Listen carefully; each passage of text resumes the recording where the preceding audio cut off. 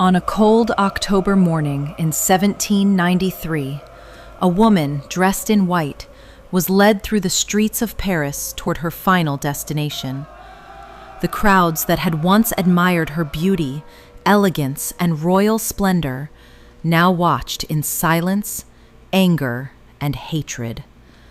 More than 2 decades earlier, she had arrived in France as a young Austrian princess, welcomed with magnificent celebrations, glittering jewels, and the promise of a glorious future. Her marriage was meant to seal a powerful alliance between 2 of Europe's greatest kingdoms and secure peace between former rivals. She was young, beautiful, and surrounded by the greatest luxury Europe had to offer. But the very crown that raised her above millions would one day make her the target of a nation in revolt. Her name was Marie Antoinette. To some, she was the selfish queen who lived in extraordinary luxury while ordinary people struggled to survive. To others, she was a young woman trapped inside a collapsing monarchy, blamed for crises she neither created nor could control. How did a teenage princess from Austria become the most hated woman in France? Was she truly the heartless queen history has long remembered? Or was she a convenient symbol for a revolution that needed someone to blame? This is the story of Marie Antoinette, the woman behind the crown, the scandals, and the French Revolution that changed not only France, but the course of modern history forever. On November 2nd, 1755, inside the magnificent Hofburg Palace in Vienna, a daughter was born into one of Europe's most powerful royal families. She was given the name Maria Antonia Josepha Johanna. No one could have imagined that this child would one day become one of history's most famous and controversial queens. She was not born to rule France, nor did she enter the world knowing the extraordinary fate that awaited her. She was the youngest surviving daughter of 2 of Europe's most powerful rulers, born into an age when royal children were expected to serve their dynasties before themselves. Her mother was Maria Theresa, the formidable ruler of the Habsburg monarchy. Her father was Francis I, Holy Roman Emperor. Together, they led the Habsburg dynasty, one of Europe's oldest and most influential royal houses. For centuries, the Habsburgs had expanded their power through diplomacy, military strength, and, above all, carefully arranged marriages. Royal sons and daughters were more than members of a family. They were instruments of foreign policy. A single marriage could secure peace, strengthen an alliance, or reshape the balance of power across Europe. One day, Maria Antonia would become part of that tradition. Growing up in Vienna, she lived in a world far removed from the lives of ordinary people. The imperial court was filled with glittering ceremonies, lavish banquets, renowned musicians, celebrated artists, and centuries-old traditions that governed every aspect of royal life. Surrounded by wealth and privilege, she experienced a childhood few could imagine. Yet luxury came with expectations. Maria Theresa was a disciplined and determined ruler who believed her children carried the honor of the Habsburg name wherever they went. Her daughters were carefully prepared for the roles they would one day play as royal wives, diplomats, and representatives of Austria in foreign courts. Maria Antonia studied music, dancing, languages, religion, and court etiquette. She was lively, charming, and naturally graceful, with a personality that easily attracted attention.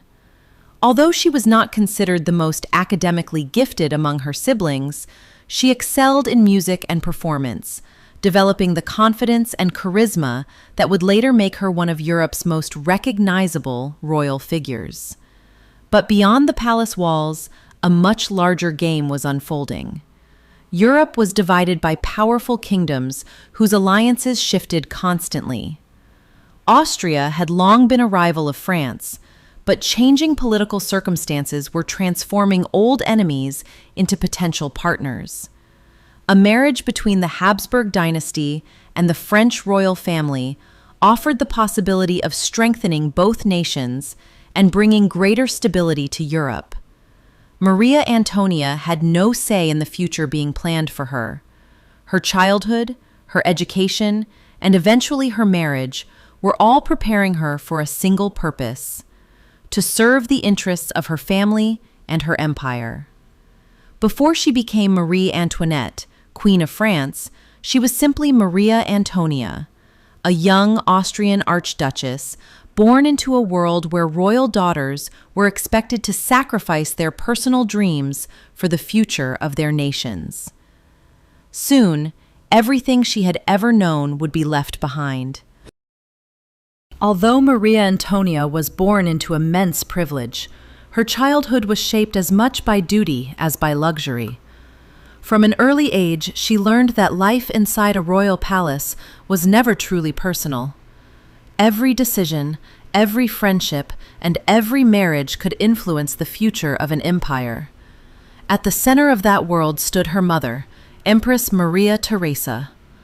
More than a devoted mother, she was one of the most formidable rulers of the 18th century. Governing a vast Habsburg empire, she understood that diplomacy could be as powerful as military victories. In an age of shifting alliances, a well-planned royal marriage could achieve what years of war often could not. To Maria Theresa, each of her children had a role to play in securing Austria's future. Her sons would inherit lands and command armies, while her daughters would strengthen political alliances by marrying into Europe's ruling dynasties. Their lives were carefully planned long before they reached adulthood. Maria Antonia's education reflected those expectations. She was taught French, the language of diplomacy, as well as music, singing, dancing, religion, and the refined etiquette expected in Europe's greatest royal courts.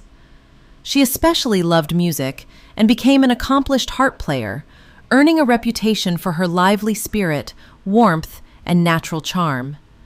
Yet she was never known as the most diligent student. Unlike some of her siblings, formal academics rarely held her attention. She preferred conversation, performances, and the social side of court life, where her confidence and personality could shine. Her mother found this concerning. Maria Theresa knew that beauty and charm alone would never be enough. One day, her daughter would represent the Habsburg dynasty in a foreign court, where every word, every gesture, and every mistake could carry political consequences. She expected Maria Antonia to uphold the honor of her family with discipline and dignity. As the years passed, the future planned for the young archduchess became increasingly clear. Relations between Austria and France had undergone a remarkable transformation. After generations of rivalry, both kingdoms recognized that cooperation offered greater advantages than continued conflict. A marriage between the Habsburgs and the French Bourbons promised to strengthen one of the most important diplomatic alliances in Europe. Maria Theresa believed her youngest daughter would become the key to that alliance. To Maria Antonia, however, the future was difficult to imagine. She was still a teenager, surrounded by the familiar halls of Vienna, her family, and the only home she had ever known. But royal daughters rarely chose their own destinies. Every lesson she had received, every expectation placed upon her, had been preparing her for a role she had never chosen, not only as a future wife, but as the living symbol of peace between two powerful nations. Before long, the young archduchess would leave Austria behind and step into the dazzling and unforgiving world of the French royal court. By the time Maria Antonia reached her teenage years, the course of her life had already been decided. She was no longer simply an Austrian archduchess. She had become the centerpiece of one of the most important diplomatic agreements in 18th century Europe. After generations of rivalry, Austria and France had chosen cooperation over conflict. To strengthen their new alliance, the two royal houses arranged a marriage that would unite the Habsburg and Bourbon dynasties. In an age when royal marriages were powerful political tools, the union of two teenagers carried the hopes of entire nations. The bride chosen to represent Austria was 14-year-old Maria Antonia. She was to marry Louis Auguste, the shy grandson and heir of King Louis XV of France. Although neither had any say in the arrangement, their marriage was expected to secure peace between two of Europe's greatest powers.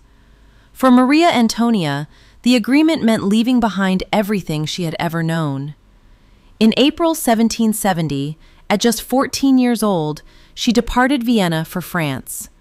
The journey was more than a change of country. It marked the end of one identity and the beginning of another.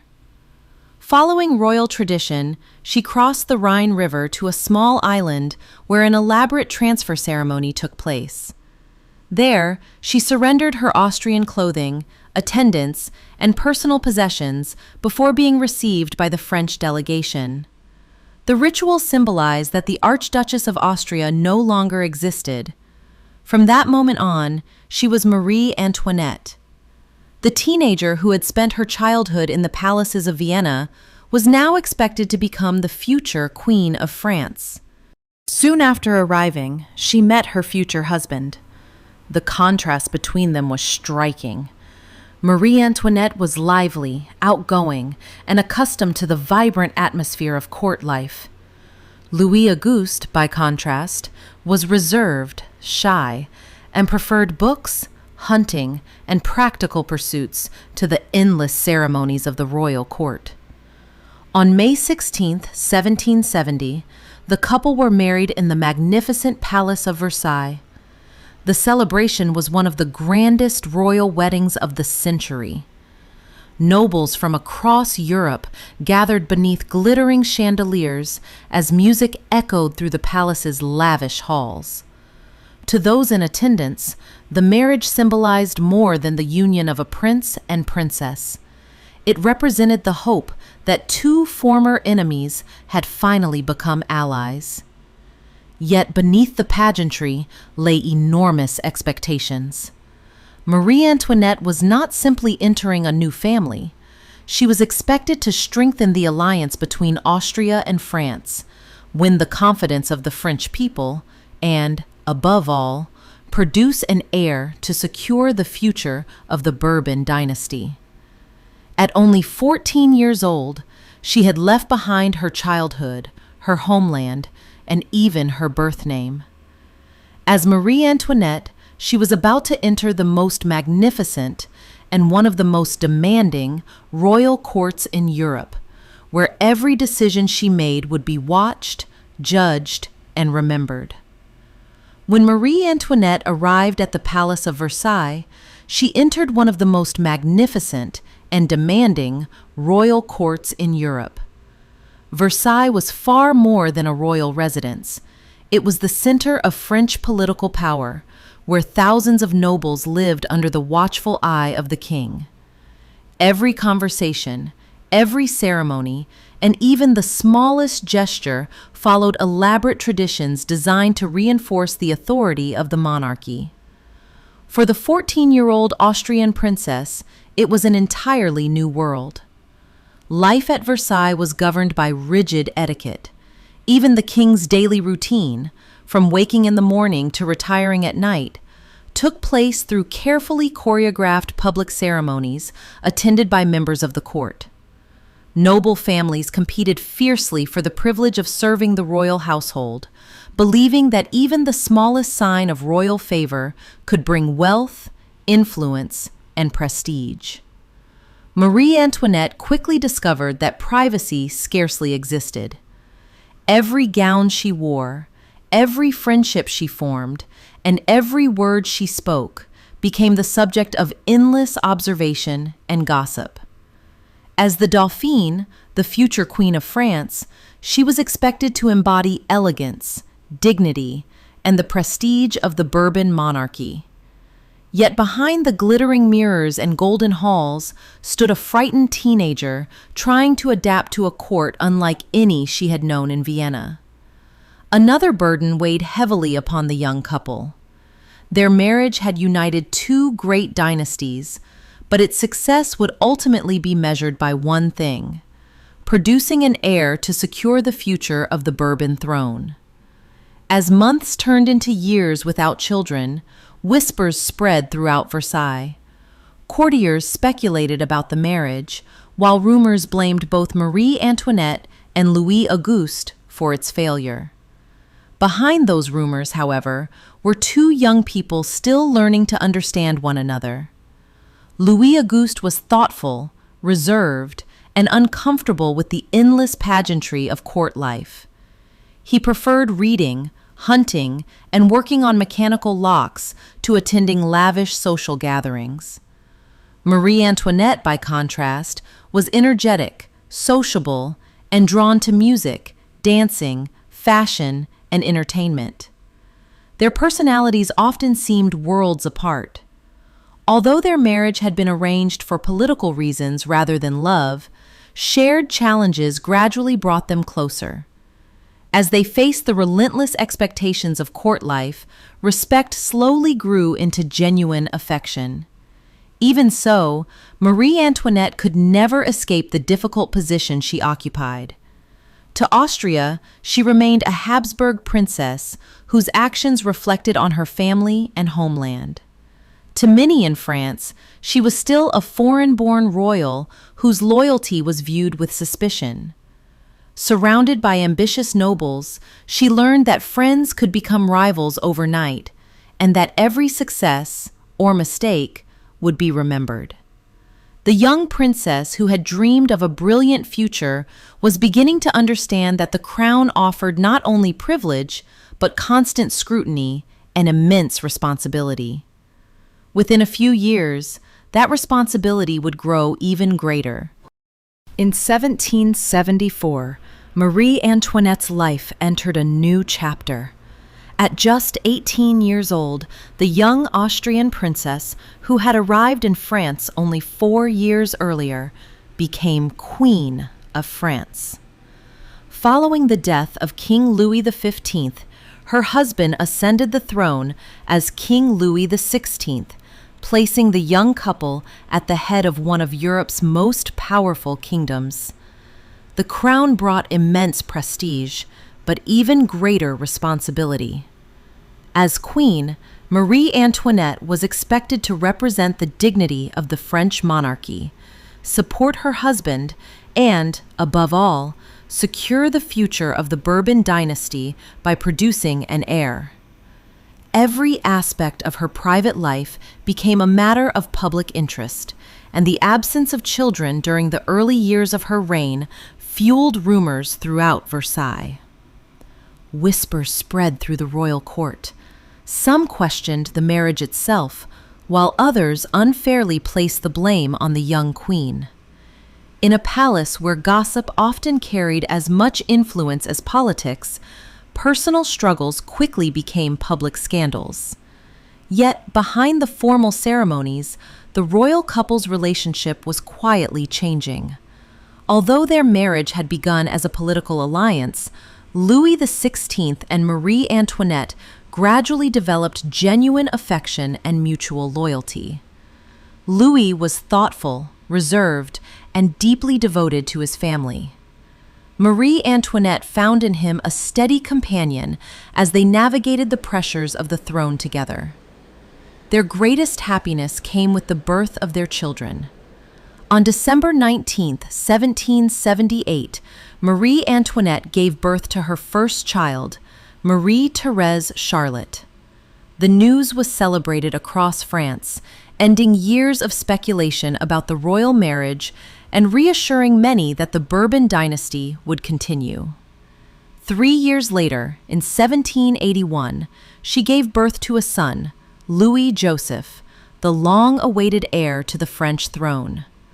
Another son, Louis Charles, followed in 1785, and in 1786, the royal family welcomed their youngest child, Sophie Hélène Béatrice, whose life was tragically cut short before her second birthday.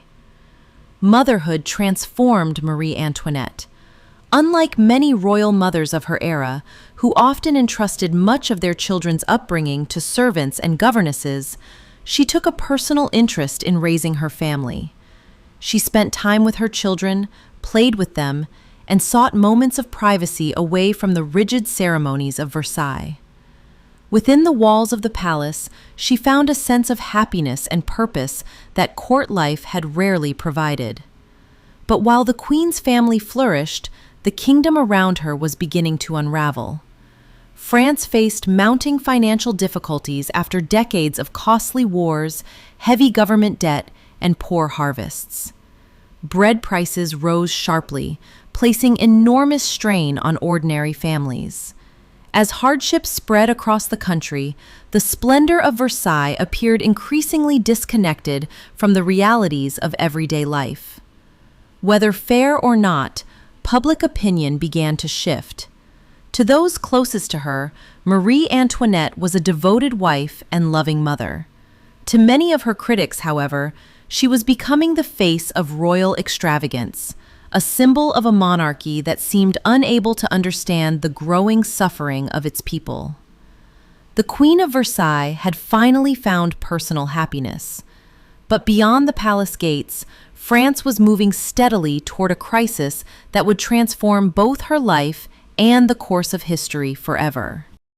At the height of her years at Versailles, Marie Antoinette had become one of the most recognizable women in Europe. Everything about her attracted attention.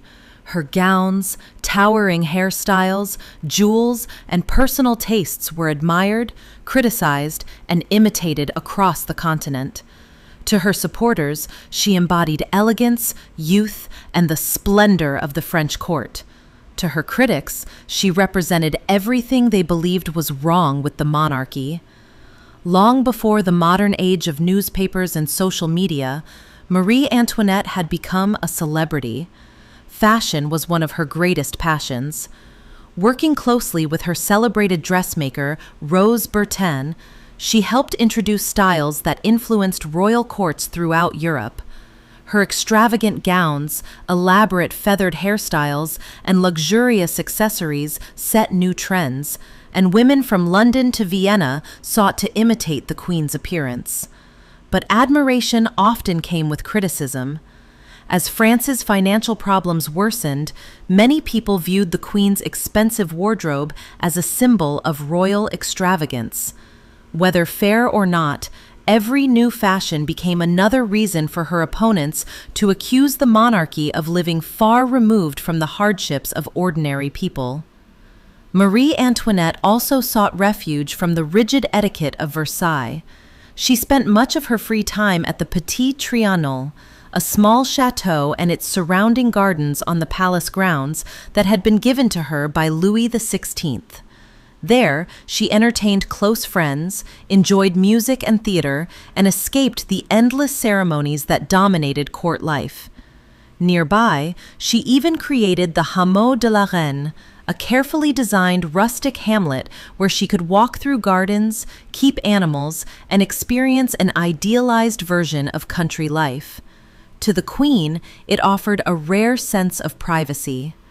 To many outside Versailles, however, it became yet another symbol of royal privilege.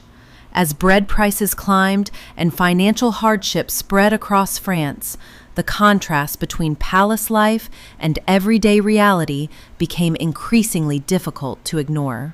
Although Marie Antoinette had not caused the kingdom's economic crisis, her public image made her an easy target for growing frustration. Soon, rumors began to overshadow reality. Because she had been born in Austria, critics questioned her loyalty to France and mockingly referred to her as the Austrian woman. Pamphlets flooded the streets of Paris, accusing her of greed, immorality, and secret political conspiracies. Many of these stories were exaggerated or entirely fabricated, but they spread rapidly among a public already losing faith in the monarchy.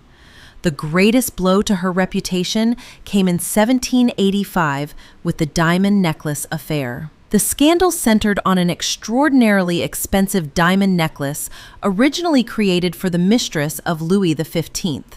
A group of swindlers deceived Cardinal Louis de Rohan into believing that the Queen secretly wished to purchase the necklace. Acting under this false impression, the Cardinal acquired it on her behalf, only for the priceless jewels to be stolen and broken apart for sale. Marie Antoinette had never ordered the necklace and played no role in the fraud. Yet when the scandal became public, many people assumed she was guilty. The affair reinforced the growing belief that the Queen was obsessed with luxury and reckless spending, even though the evidence showed she had been the victim of deception rather than its architect. Her enemies seized the opportunity. Satirical pamphlets and political cartoons portrayed her as selfish, corrupt, and indifferent to the suffering of the French people. One of the most enduring myths claimed she had responded to reports of starving peasants by saying, "Let them eat cake." Modern historians agree there is no reliable evidence that Marie Antoinette ever spoke those words. The quotation had appeared years before she arrived in France, yet it became permanently attached to her because it perfectly matched the image her critics wanted the public to believe. By the late 1780s, Marie Antoinette was no longer judged simply as a queen. She had become the living symbol of the monarchy itself. To loyal royalists, she was a misunderstood queen whose reputation had been destroyed by propaganda and political enemies. To an increasing number of revolutionaries, she represented privilege, inequality, and a royal system that had failed the French people. The woman who had once captivated Europe with her beauty and style was now confronting something far more dangerous than gossip. She was facing the anger of an entire nation. For years, the walls of Versailles had shielded the French royal family from the hardships faced by ordinary people. Inside the palace, life revolved around glittering banquets, elaborate ceremonies, and centuries-old traditions. Outside its gates, however, France was entering one of the greatest crises in its history. The kingdom's problems had been building for decades. Years of costly wars, including France's support for the American Revolution, had left the government deeply in debt. Efforts to reform the country's finances repeatedly failed as powerful nobles and members of the clergy resisted changes that threatened their long-standing privileges. By the late 1780s, the crisis had become impossible to ignore. The burden of taxation fell heavily on ordinary citizens, while many among the privileged classes paid little or no tax at all. At the same time, poor harvests drove bread prices to record highs.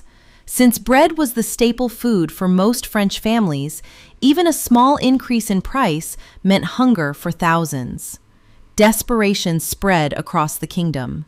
To many people struggling simply to feed their children, the glittering world of Versailles seemed painfully disconnected from reality. Whether deserved or not, Marie Antoinette's lavish public image made her one of the most visible targets of growing public anger.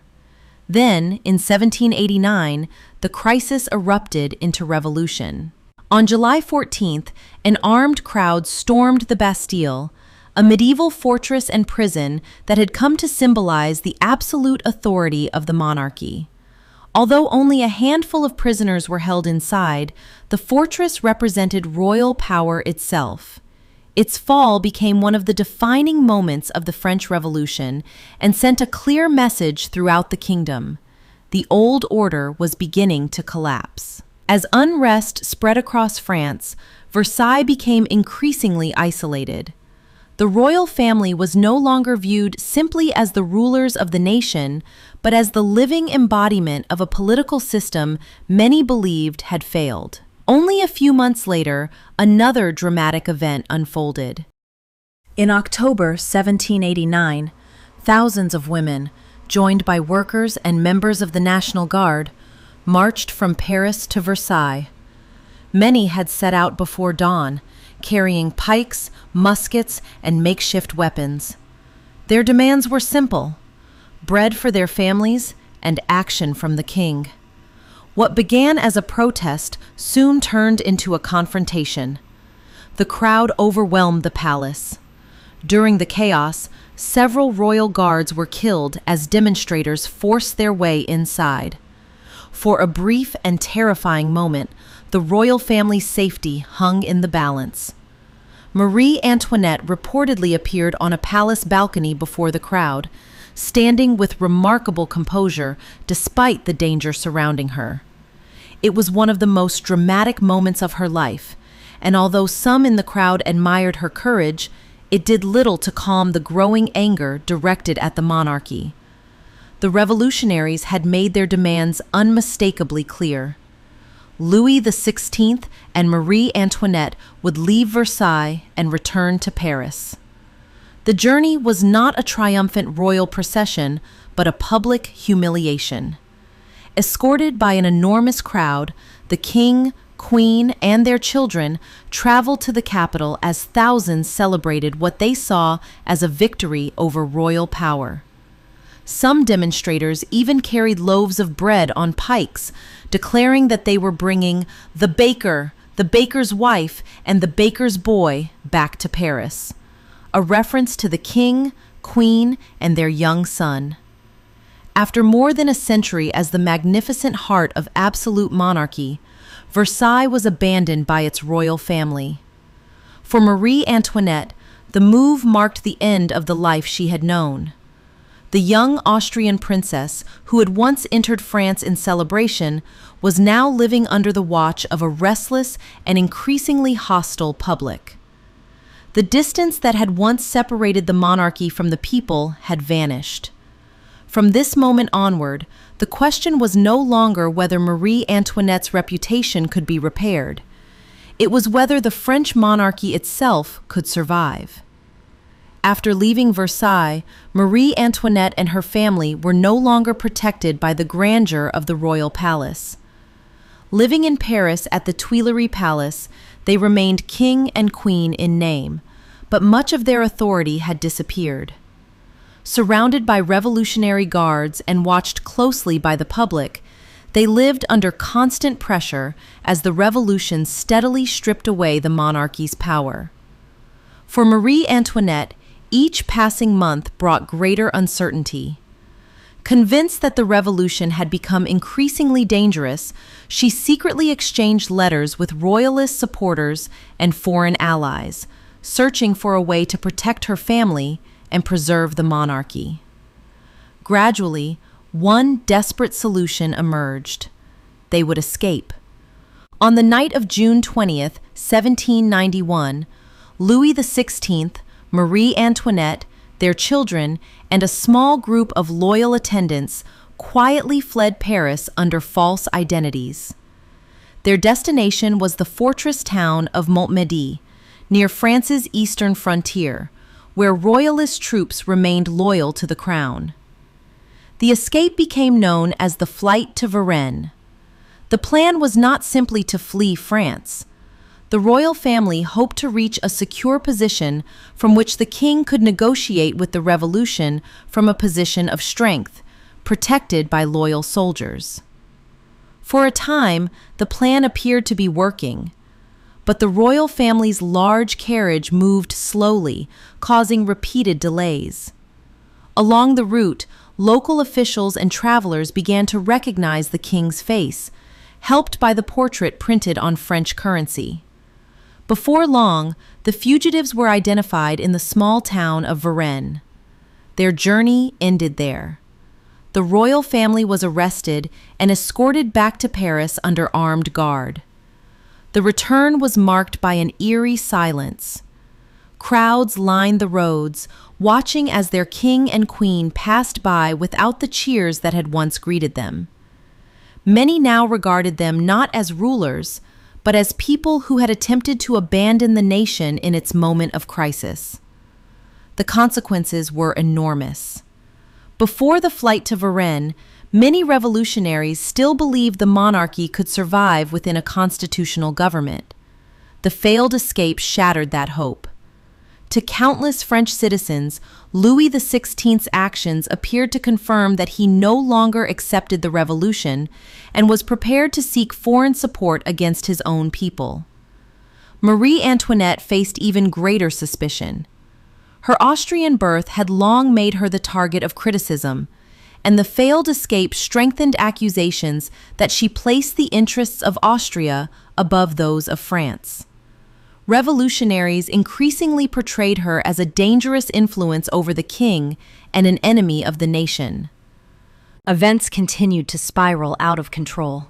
In 1792, France declared war on Austria, soon drawing other European powers into the conflict. As enemy armies advanced and fears of foreign invasion grew, revolutionary leaders became convinced that the monarchy posed an unacceptable threat to the new France they were trying to build. In August 1792, revolutionaries stormed the Tuileries Palace. The monarchy was suspended, and the royal family was imprisoned in the Temple, a medieval fortress in Paris. The young Austrian princess, who had once crossed the French border to unite two kingdoms, had become a prisoner of the nation she had been sent to serve. For Marie Antoinette, the struggle was no longer about saving the monarchy. It was about saving her family, and ultimately, her own life. The darkest chapter of her story was about to begin. The woman who had once lived in the splendor of Europe's greatest royal palace now found herself behind prison walls.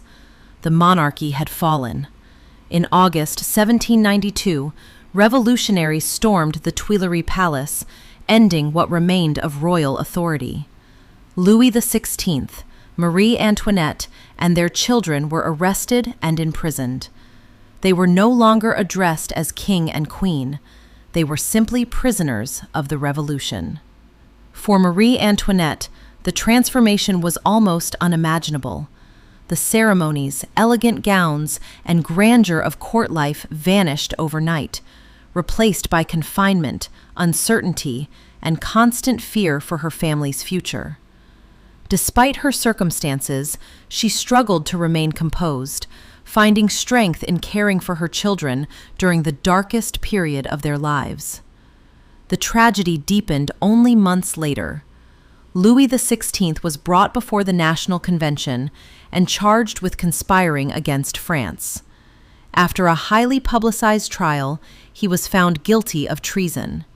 On January 21, 1793, the former king was executed by guillotine in Paris. His death left Marie Antoinette devastated. The political marriage that had slowly grown into a partnership was over. Widowed at 37, she now faced the revolution alone while trying to protect the children she had fought so hard to keep close. But the revolution had not finished with the former queen.